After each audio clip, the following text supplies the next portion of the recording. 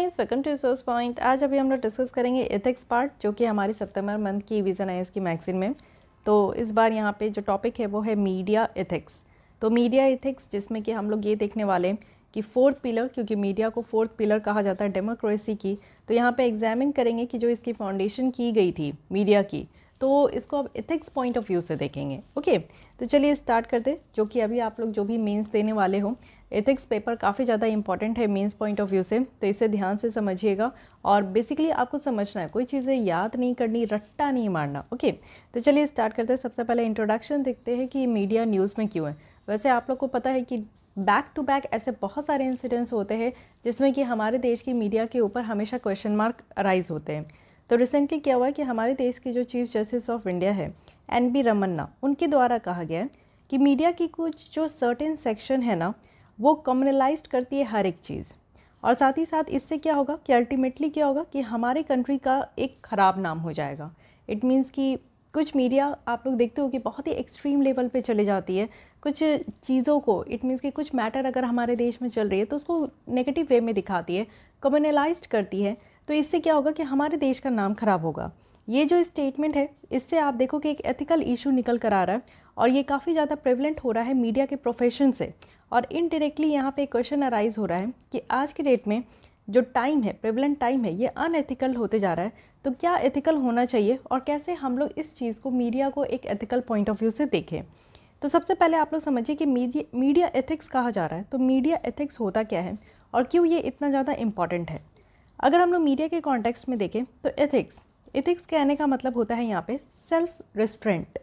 ये एक प्रैक्टिस किया जाता है किसी भी जर्नलिस्ट के द्वारा, और वो अपने मन से करते हैं, ऐसा कोई मैंडेटरी होता नहीं है। ठीक है, तो कोई भी जर्नलिस्ट होते हैं तो वो अपनी सेल्फ रिस्ट्रेंट को के लिए वो एथिक्स को यहाँ पे प्रैक्टिस करते हैं। जिससे क्या है कि आप लोग देखोगे कि वो अपने खुद के क्रेडिबिलिटी को प्रिजर्व करते हैं, साथ ही जो लोगों का ट्रस्ट है। हम लोग क्या करते हैं कि मीडिया को सुनते हैं। क्यों मीडिया को सुनते हैं? क्योंकि हमारा विश्वास है मीडिया में। हमें ऐसा लगता है कि कहीं पे भी कुछ भी घटना होती है, कोई भी चीज़ें हमारे देश में हो रही है, कोई भी मैटर है, तो उसके बारे में सही तरीके से कौन बताएगा? तो मीडिया बताएगी। तो इसलिए हम लोग न्यूज़ चैनल ओपन करके रखते हैं। और बेसिकली ये होता है कि जर्नलिस्ट भी यही कोशिश करते हैं कि जो लोग उनके ऊपर ट्रस्ट कर रहे हैं तो उस ट्रस्ट को मेंटेन किया जाए, और साथ ही साथ जो उनकी खुद की क्रेडिबिलिटी है उसको मेंटेन किया जाए, जिससे कभी ये नहीं लगे ना कि उनके बातों से वो कुछ ऐसा कर रहे हैं जिससे कि लोग जो है ऐसा लगे कि हम लोग को मीडिया बेवकूफ़ बना रहा है, हम लोग को मीडिया धोखा दे रहा है। ऐसा नहीं लगना चाहिए।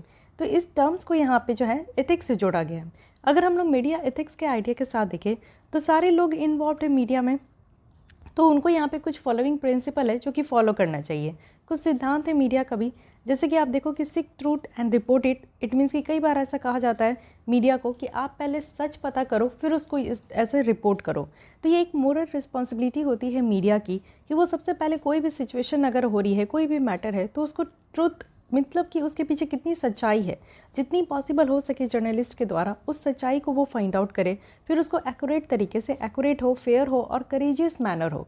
इट मीन्स कि आप देखते हो कि कई बार ऐसा देखा जाता है कि बहुत सारे मैटर्स में जर्नलिस्ट जो है, मीडिया जो होती है, वो किसी पार्टी पॉलिटिक्स का साथ देने लगती है, वो न्यूट्रल नहीं होते। और कई बार इसी के चक्कर में क्या होता है कि वो सच बातों को छुपा लेते हैं। इट मीन्स कि उनके पास इतना करेज नहीं होता है, उनको डर लगा रहता है अपने जॉब का, अपने जान का भी। क्योंकि आप देखते हो कि हमारे देश में कई ऐसे भी जर्नलिस्ट हैं जिनकी जान चली गई है, अगर वो किसी सही बातों को या फिर सरकार के कोई काम को या फिर मैटर के कोई जो बिहाइंड द सीन होती है उसको अगर सामने लाने का कोशिश करे। तो बात यही होती है कि करेजियस मैनर तो होना ही चाहिए किसी भी जर्नलिस्ट के अंदर। और साथ ही साथ अगर वो कोई भी न्यूज़ दिखा रहे तो that should be accurate and fair in matter. तो ये बातें यहाँ पे कही गई है कि एक तो सच्चाई तक जाए, कोई भी मैटर हो रहा है, और उस सच्चाई को एक एक्यूरेट, फेयर और करेजियस मैनर में शो करे। फॉर एग्जाम्पल आप देखो कि जब भी कोई क्राइम को रिपोर्ट किया जाता है ना, तो ये काफ़ी इंपॉर्टेंट होता है कि दोनों साइड से समझे। अगर कहीं मर्डर हुई है, कहीं चोरी हुआ है, कहीं रेप हुआ है, तो दोनों साइड से समझने का कोशिश बहुत ज़्यादा ज़रूरी है उस स्टोरी की। और साथ ही साथ उसी चीज़ को रिपोर्ट करे बिना किसी बायसनेस के, बिना किसी प्रेजुडिस के। तो ये बातें बहुत इंपॉर्टेंट होती है। ये फर्स्ट एंड फॉरमोस्ट प्रिंसिपल है जो कि मीडिया को कहा जाता है, seek truth and report it. Second है कि मिनिमाइज हार्म। कई बार ये देखा जाता है कि जो सोर्सेज को ट्रीट करते हैं, सब्जेक्ट को ट्रीट करते हैं, या फिर कलीग्स को ट्रीट करते हैं, या फिर पब्लिक के मेंबर को ट्रीट करते हैं, एज ए ह्यूमन बीइंग उनको ट्रीट करना चाहिए।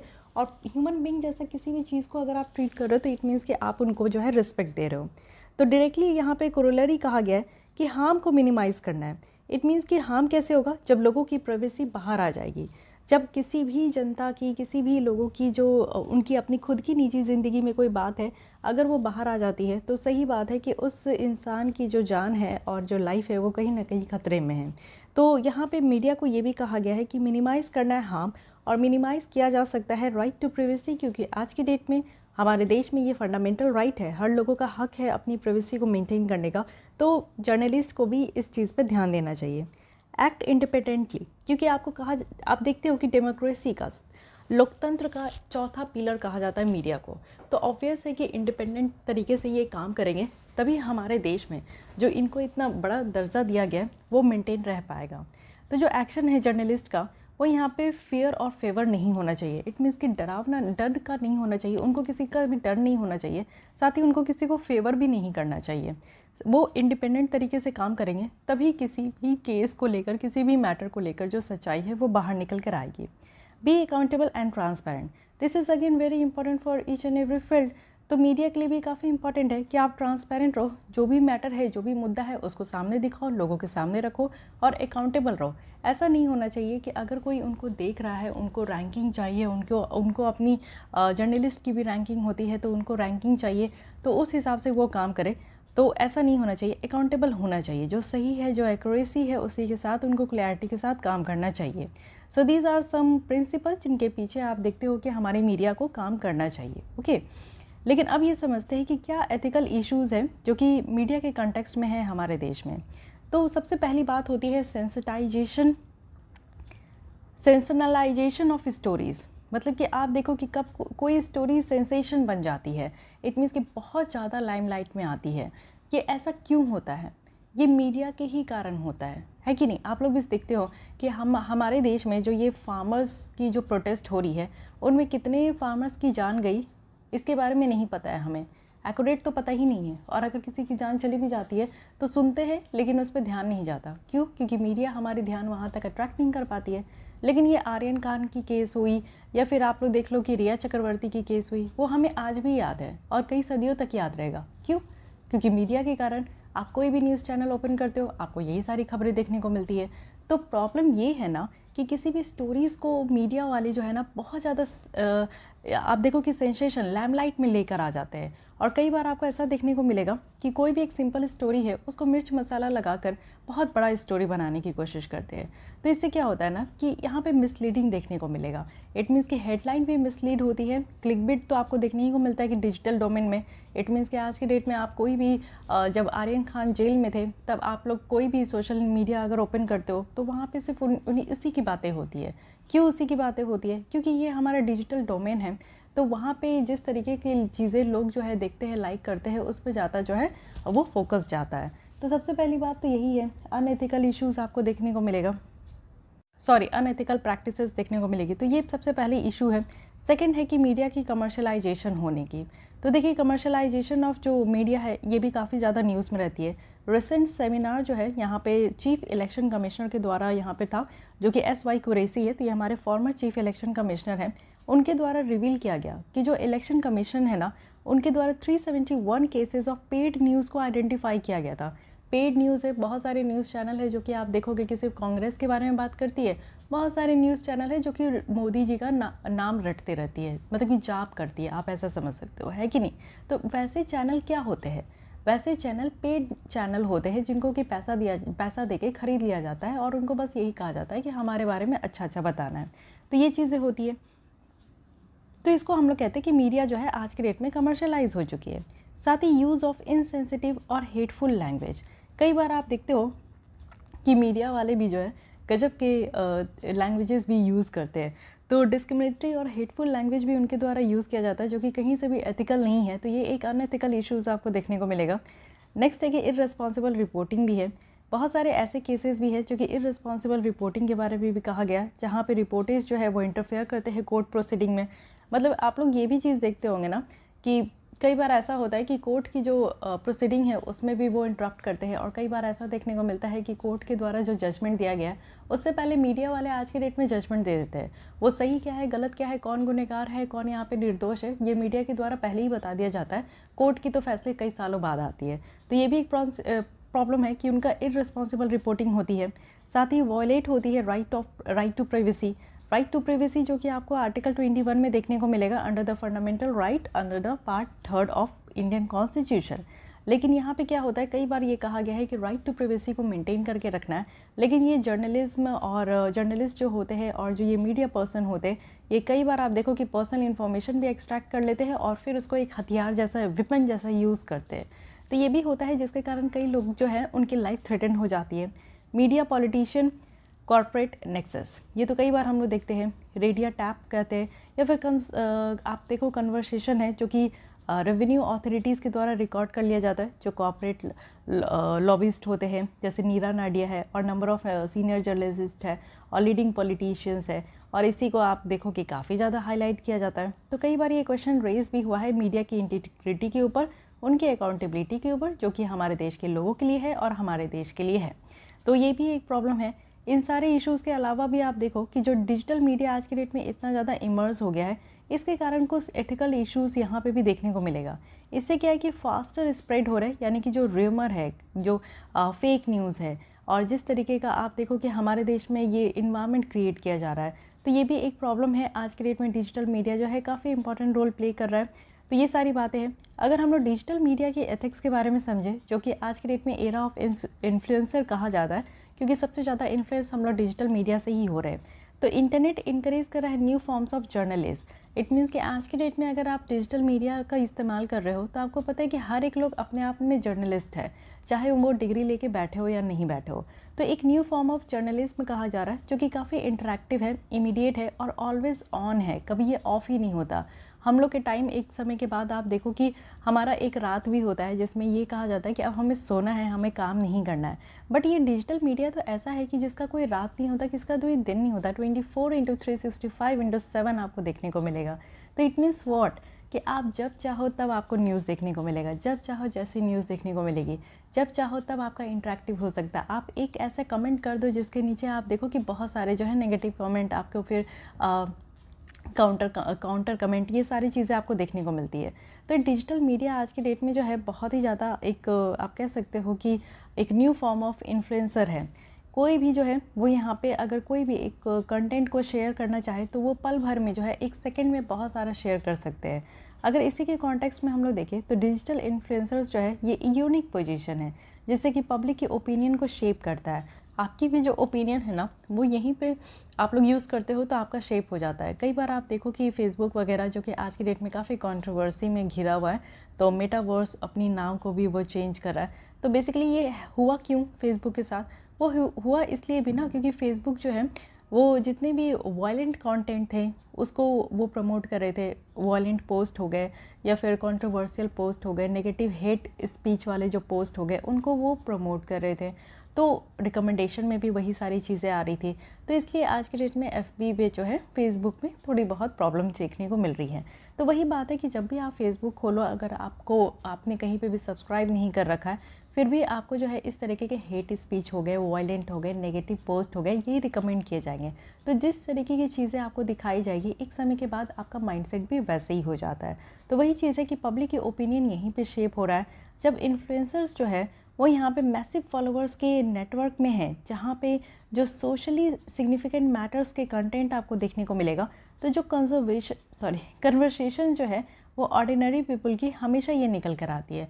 और एक जो कन्वर्सेशन आप देखो, मतलब कि आप कोई भी जो पोस्ट है उसमें जाकर आप एक बार कमेंट पढ़ के देखो, तभी आपको पता चलेगा कि हमारे देश में अगर 100% लोगों की बात करें, तो मोर देन 50% जो लोग हैं ना, वो नेगेटिव कमेंट ज़्यादा करते हैं।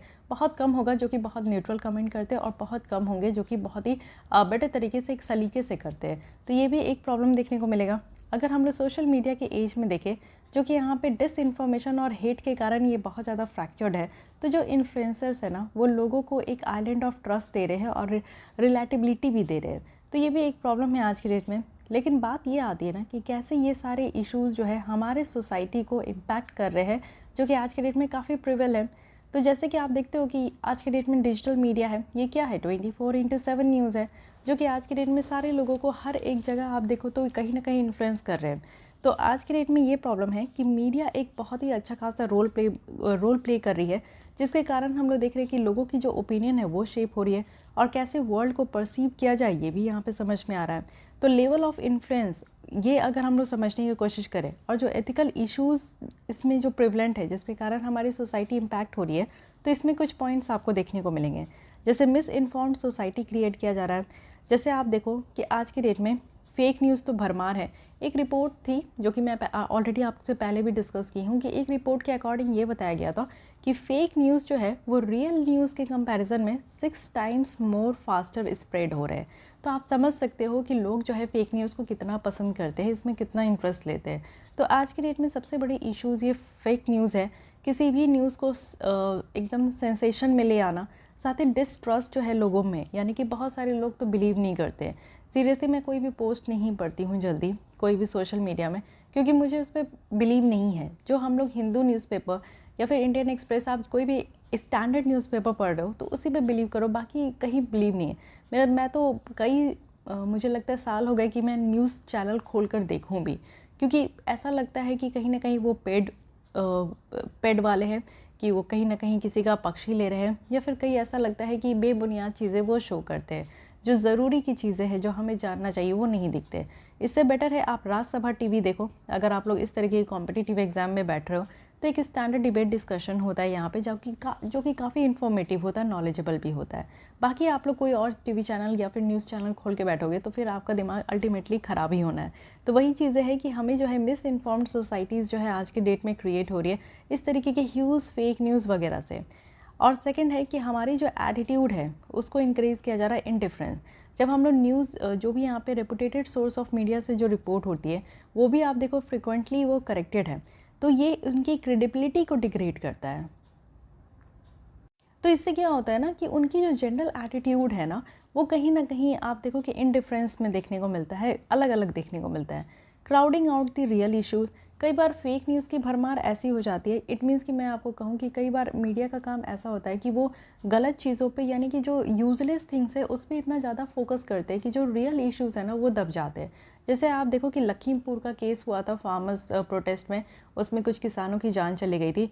उस पे हाईलाइट ना करके ये आर्यन खान वाले केस में इतना ज़्यादा हाईलाइट कर दिया गया, इतना ज़्यादा जो मीडिया है वो इस चीज़ को इतना बढ़ा चढ़ा के दिखा रही है कि मुझे ऐसा लग रहा है। एक दिन तो ऐसा हुआ कि मैं न्यूज़ चैनल ओपन कर रही हूँ और बार बार ये देख रही हूँ कि शाहरुख खान मिलने आए आर्यन खान से और वो पिज़्ज़ा लेकर आए, लेकिन एनसीबी ने मना कर दिया उनको पिज़्ज़ा देने से।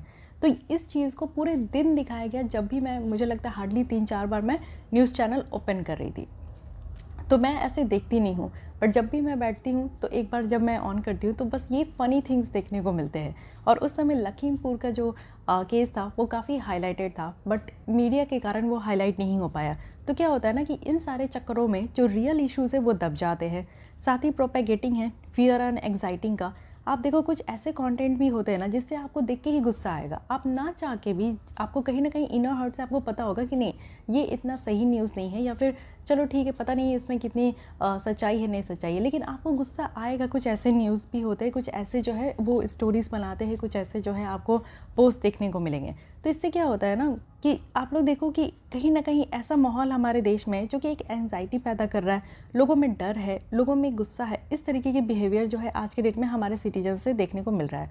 ऊपर से ये कोविड का टाइम आप घर पे थे, पूरा डिजिटल मीडिया ही आप यूज़ किए, ठीक है। बाहर जाकर कुछ लोगों से आप बात करो तो आपको सच गलत का पता भी चल जाता है। लेकिन जब आप कहीं एक स्टिक हो गए हैं एक जगह पे कोविड के टाइम में, जब सब लोग घर पे थे, न्यूज़ चैनल और साथ ही हमारा जो ये यूट्यूब है इसके अलावा कुछ बचा नहीं था, तब उस समय भी आप देखो कि हमारे माइंड में ना काफ़ी ज़्यादा ये फियर था, काफ़ी ज़्यादा ये एंग्सियस था। कोरोना वायरस को लेकर ऐसे ऐसे घटिया न्यूज़ दिखाते थे, मतलब कि अगर कुछ सिचुएशन सही भी हो रहा है, केसेस कम भी हो रहे हैं, तो इस तरीके के रिपोर्ट आपको न्यूज़ कम देखने को मिलेंगे, न्यूज़ ज़्यादा देखने को मिल रहे थे कि नंबर ऑफ़ डेथ्स कितने इंक्रीज़ हो रहे हैं, जो लैक ऑफ बेड फैसिलिटीज़ है, हॉस्पिटल फैसिलिटीज़ है, ऑक्सीजन नहीं मिल रहा है, ये सारी चीज़ें इतना ज़्यादा डरा दिया गया था। मतलब कि जब आप टीवी चैनल ऑन करते होंगे तो आपको डर लगता होगा न्यूज़ देखने से भी, क्योंकि ऐसी देश की हालत दिखाई जा रही थी। कुछ पॉजिटिव चीज़ें है ना, तो उसको भी नहीं दिखाई जाती है, तो ये एक प्रॉब्लम है। साथ ही जो आइडिया है, साथ ही आप देखो कि जो आइडिया है अदराइजेशन का, उसको इंक्रीज़ किया जा रहा है। इट मीन्स कि कोई भी डिस्क्रिमिनेटरी रिपोर्ट हो या फिर लैंग्वेज है जो कि मीडिया के द्वारा अगर यूज़ किया जा रहा है ना, तो इससे हमारे सोसाइटी में डिवीज़न हो जा रही है। डिवीज़न इन द सेंस कि आप सोसाइटी में छोड़ो, आपको अपने घर में ही डिवीज़न देखने को मिलेगा।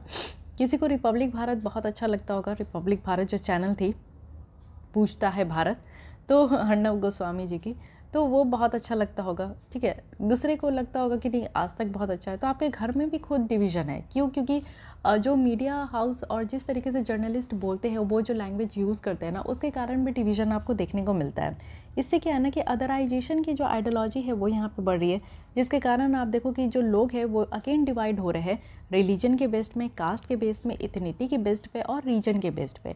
क्योंकि बहुत सारे ऐसे जर्नलिस्ट होते हैं जो कि अपने जिस भी कास्ट से वो बिलोंग करते हैं या फिर जिस भी रिलीजन से वो बिलोंग करते हैं या फिर जिस रिलीजन को फेवर करना है, वो उसी की लैंग्वेज को यूज़ करते हैं, उसी की तरह ड्रेसअप करते हैं, उसी की तरह वो बात करते हैं, सब कुछ बताते हैं। तो इससे भी हमारे देश में जो है कई बार आपको भी अच्छा लगने लगेगा। जिस भी रिलीजन को, रीजन को, कास्ट को आप अगर मानते हो, अगर उस तरीके का आपको जर्नलिस्ट दिख जाए तो आप उन्हीं को मानने लगोगे। तो ये एक डिवीज़न भी हमारे देश में बढ़ते जा रहा है।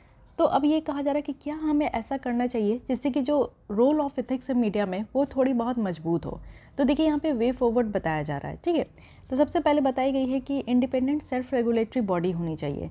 ये बहुत अच्छी बात कही गई है कि यहाँ पे अगर हम लोग बात करें तो मीडिया काउंसिल ऑफ पीयर्स है, मीडिया वॉच ग्रुप है, जो कि मेनली फोकस करे कि मीडिया पर्सन के द्वारा, जर्नलिस्ट के द्वारा और यहाँ पे मैनेजमेंट के द्वारा क्या गलत किया जा रहा है। तो एक लेवसन रिपोर्ट है, इनके द्वारा सजेस्ट किया गया है कि some can be provided a legislative backing. Obvious है कि अगर जर्नलिस्ट भी गलत करते हैं तो उनको कानूनी तौर पर रोका जाए। तो ये बातें पहली बात हो गई। सेकंड है कि बात ये कही गई है कि create discourse on ethics in digital media. Media ethics जो है इसको बहुत ज़्यादा ज़रूरी है कि हम लोग इसको फिर से सोचें, फिर से री इन्वेंट करें। और मीडिया के लिए आज की डेट में अवेयरनेस सबसे ज़्यादा ज़रूरी है। आज के डेट में आप एग्ज़ाम की तैयारी कर रहे हो तो आप फोर्सफुली न्यूज़पेपर पढ़ते होंगे। सही न्यूज़पेपर अगर आप पढ़ रहे हो, एक स्टैंडर्ड न्यूज़पेपर, तो आपको सारी न्यूज़ सही दिखती होगी। उसी की कॉरस्पॉन्डेंस अगर मैं बात करूँ कि अगर आप लोग डिजिटल मीडिया पे ओपन करते होंगे तो आप समझ जाते होंगे कि हाँ कौन सी न्यूज़ सही है, कौन सी गलत है। लेकिन अगर आप वही देखो कि जो एक ऐसे इंसान जो कि आपका, हम लोग के मम्मी को ले लीजिए, जो कि ज़्यादा पढ़ी लिखी नहीं होती है और उनको ज़्यादा आइडिया नहीं होता है, तो वो जिस तरीके से पोस्ट देखते जाती है एफबी में, इंस्टा में, तो उनको लगता है कि हाँ यही सही है। तो इससे क्या हो रहा है ना कि हमारे जो डिजिटल मीडिया में एथिक्स है वो कमी है, साथ ही अवेयरनेस लोगों की कमी है। तो सबसे पहले लोगों को अवेयर करने की ज़रूरत है कि जिस तरीके के डिजिटल मीडिया में सोर्सेज जो है वो एक्ट कर रहे हैं वैसा नहीं है। सच में ज़रूरी नहीं है कि वो सारी चीज़ें 100% करेक्ट है। यूज़र ड्रिवन फिनेंशियल मॉडल होना चाहिए। जो आज के डेट में एडवर्टीज़मेंट भी है, एडवर्टीज़मेंट बेस्ड जो मॉडल है, इससे फिनेंशियल इंगेजमेंट भी इंकरेज हो रहा है हमारे मीडिया हाउसेस में और कुछ जो पोटेंशियल इन्वेस्टर्स हैं उनके भी बीच में, जैसे कि कॉर्पोरेट हो गया या पॉलिटिकल फ्रेटर्निटी हो गया, भाईचारा हो गया, ठीक है। तो ये मॉडल को शिफ्ट करना चाहिए। जैसे कोई यूज़र्स है ना, तो उनके हिसाब से यहाँ पे शिफ्ट करना चाहिए, ना कि जो हमारे एडवर्टीज़मेंट है उनके हिसाब से शिफ्ट होना चाहिए। साथ ही टेक्नोलॉजी को तो यूज़ करना ही है और टेक्नोलॉजी ही आज के डेट में यूज़ कर रहा है। लेकिन ज़्यादा से ज़्यादा लोग जो है टेक्नोलॉजी को यूज़ करके खुद को और खुद के दिमाग को ख़राब कर रहे हैं। लेकिन हम लोग को इसको सही तरीके से एडवांटेज के बेसिस पे हम लोग को यूज़ करना चाहिए। फॉर एग्जांपल बताया जा रहा है कि जो कॉम्बिनेशन है दो का, उसको हम लोग यूज़ कर सकते हैं, जिससे कि जो रियल टाइम है, यानी कि जितनी भी न्यूज़ आपको दिखाए जा रहे हैं उसकी क्या ऑथेंटिसिटी है, उसको हम लोग रियल टाइम में चेक कर सकें। ये ऐसी भी एक टेक्नोलॉजी होनी चाहिए, ठीक है। ऐसा आपको आर्टिफिशियल इंटेलिजेंस या ब्लॉकचेन टेक्नोलॉजी के थ्रू देखने को मिलेगा कि ये आपको बताते जाए कि हाँ जो भी पोस्ट आपका जनरेट हो रहा है या कोई भी न्यूज़ आपकी जनरेट हो रही है तो उसमें कितनी सच्चाई है। साथ ही एक स्पेस भी क्रिएट करने की ज़रूरत है कि हमारे मीडिया में इनोवेशन की ज़रूरत है। जिस तरीके की हमारी मीडिया का काम चलते आ रहा है वो आज भी चलते आ रही है, तो ऐसे आगे नहीं चलेगा।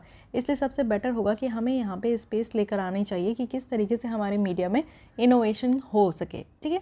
साथ ही एक सेंट्रल रोल यहाँ पे प्ले करना चाहिए, वो भी सिविल सोसाइटी के लिए। जिस तरीके से डिजिटल मीडिया बढ़ते जा रहा है, इससे डेमोक्रेटाइजेशन जो है मीडिया का वो बढ़ती जा रही है और ये डिमांड करी कि हमारी सिविल सोसाइटी जो है एक इंटीग्रल रोल प्ले करे इस कंटेंट को, जो भी मीडिया की कंटेंट जैसे क्रिएट हो रही है ना, उसको रेगुलेट करने के लिए और सुपरवाइज करने के लिए। सो यहाँ पे इतनी बातें बताई गई हैं। इट मीन्स कि यहाँ पे वे फॉरवर्ड बताया गया है और लास्ट में महात्मा गांधी जी के द्वारा कहा गया है कि जो सोल एम है जर्नलिज्म का, वो यहाँ पे सर्विस है, कि वो हमें सर्विस प्रोवाइड करते हैं, क्योंकि वो जिस तरीके की इन्फॉर्मेशन प्रोवाइड करते हैं वो हम लोग गेन करते हैं। तो न्यूज़पेपर प्रेस जो है वो एक ग्रेट पावर है, but just as unchanged torrent of water, जो कि हमारे पूरे कंट्री को जो है ना वो डुबा सकता है। इट मीन्स कि अगर थोड़ा सा भी गंदा पानी है वो हमें डुबा सकता है, हमारे फसलों को बर्बाद कर सकता है। इवन अनकंट्रोल जो पेन है ना, वो भी यहाँ पे हमारे देश को डिस्ट्रॉय कर सकता है। तो अगर कंट्रोल जो है वो बिना हो, तो इसका मतलब है कि मोर पॉइजनस हो सकता है जो कंट्रोल चाहते हैं। तो it can be profitable only when exercise from with in. It means कि हर एक लोग को अंदर आत्मा का सुनना चाहिए, उसके थ्रू काम करना चाहिए, तभी ये बेटर तरीके से हो सकता है। तो इस कोड को तो आप लोग आराम से अपने एथिक्स पेपर में इस्तेमाल कर सकते हो, कहीं भी अगर आप मीडिया के बारे में कुछ भी नोट कर रहे हो, कुछ भी लिख रहे हो तो। अब देखिए कि यहाँ पे एक और पॉइंट है कि ये समझना ज़रूरी है कि हम लोग को जर्नलिस्ट में एथिक्स की क्या ज़रूरत है। तो सबसे पहले इन्फॉर्मेशन, क्योंकि फेक न्यूज़ फेक इन्फॉर्मेशन से जो है इंटरनेट फ्लडेड है। तो एथिकल जर्नलिज्म जो है, इससे क्या होगा कि क्वालिटी इन्फॉर्मेशन निकल कर आएगा लोगों में, और हमारी जो लाइफ्स है ना वो भी कहीं ना कहीं स्टैंडर्ड हो पाएगी। Second one is accountability. आज की डेट में जो मीडिया पर्सन होते हैं उनमें अकाउंटेबिलिटी की कमी होती है। थर्ड है एम्पावरमेंट। इट मीन्स कि इन्फॉर्मेशन जो है वो हमें एम्पावर करती है, हमें एक पावर देती है कि हम चीज़ों को समझें और इसके ऊपर एक्ट भी करें, तो एम्पावरमेंट के लिए भी है। Fourth one is comfort. Ethical journalism जो है एक कंफर्ट प्रोवाइड करते हैं, नॉलेज प्रोवाइड करते हैं कम्युनिटीज़ को जो भी यहाँ पे इन्फॉर्मेशन चाहते हैं। Fifth one is democracy. Ethical journalism जो है ये कॉर्नर स्टोन है इन्फॉर्म्ड सिटीजन्स के लिए, जो भी अपने वोट को यूज़ करते हैं। देखिए, वोट देने के क्या मतलब होता है, आप वोट दे रहे हो और सरकार बना रहे हो, इट मीन्स कि अपने लाइफ को आप बेटर एक्सपेक्ट कर पा रहे हो, या फिर आने वाली जनरेशन्स के लिए आप कुछ बेटर एक्सपेक्ट कर पा रहे हो, हमारे देश के लिए कुछ बेटर एक्सपेक्ट कर पा रहे हो। लेकिन अगर आप जिसको भी वोट दिए हो वो ऐसा काम करे कि पेड न्यूज़ आप चलाने लगे, वो अपने प्रचार प्रसार, अपने एडवर्टीज़मेंट के लिए वो कुछ भी किसी भी हद तक जो है सबको खरीद ले, तो ऐसा नहीं होना चाहिए। इससे हमें कोई फ़ायदा नहीं है, हमारे देश जो है और भी नेगेटिव तरीके से ग्रो करेगा। Okay, so guys, this topic is all about media ethics. चलिए इसको फिर से मैं रिकॉल करा देती हूँ कि मीडिया एथिक्स क्यों है, क्या है और ये क्यों इम्पॉर्टेंट है। तो इसलिए है क्योंकि हमारे देश की जो लोगों की ट्रस्ट है और जो मीडिया का क्रेडिबिलिटी है उसको प्रिजर्व करने के लिए और प्रमोट करने के लिए। अब यहाँ पे इसलिए ये इम्पॉर्टेंट है क्योंकि यहाँ पे कुछ प्रिंसिपल है कि लोगों को, यहाँ पे कुछ प्रिंसिपल है जिसके ऊपर जो है मीडिया काम करते हैं। सबसे पहले है कि उनको ट्रुथ जानना होगा, उसके बाद वो रिपोर्ट करें, मिनिमाइज़ करें हार्म, और काम करें इंडिपेंडेंटली और अकाउंटेबल और ट्रांसपेरेंट हो। लेकिन क्या एथिकल इश्यूज़ है आज के डेट में? तो सबसे पहली है कि किसी भी स्टोरी को बढ़ा चढ़ा के दिखाना, कमर्शियलाइज होना, इनसेंसिटिव और जो हेटफुल लैंग्वेज है उसका इस्तेमाल करना, इररिस्पॉन्सिबल जो है वो रिपोर्टिंग करनी, राइट टू प्राइवेसी को वायलेट करना, मीडिया पॉलिटिशियंस कॉर्पोरेट नेक्सस देखने को मिलता है। और एथिकल जो है, हम लोग यहाँ पे एथिक्स देख रहे हैं डिजिटल मीडिया में भी, और फिर उसके बाद समझने की कोशिश करें कि कैसे ये सारे इश्यूज़ जो है हमारे सोसाइटी को इम्पैक्ट कर रहे हैं। तो सबसे पहली बात है कि societies are flooded with the miss information.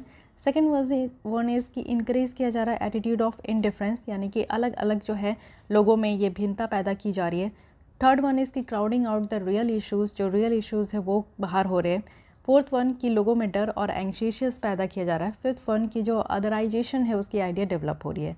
तो क्या हमें करना चाहिए? सबसे पहले independent self regulatory body form करनी चाहिए, और जो डिस्कर्स है हमारी एथिक्स इन डिजिटल मीडिया इसको क्रिएट करनी चाहिए।